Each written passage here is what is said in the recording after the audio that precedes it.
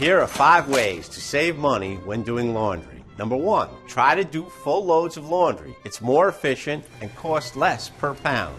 2, start with the lowest amount of laundry detergent. We suggest 1.5 ounces or 3 tablespoons. You can always use a little bit more if it's not getting the load clean. 3, use cold water for most loads of laundry. It's sufficient in most cases. If you're doing undergarments, towels, or a family member who is just sick, you can use hot water. Make sure to check the care labels to see if the items are safe with hot water. 4, use your washer's highest spin speed setting on all but delicate loads. It will extract more water out of the load, making for less drying time and saving you money.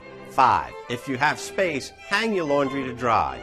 If not, use your dryer's automatic cycles. That should be the most efficient setting as opposed to time dry. Some dryers even come with the eco option. It extends the drying time but at a lower heat setting.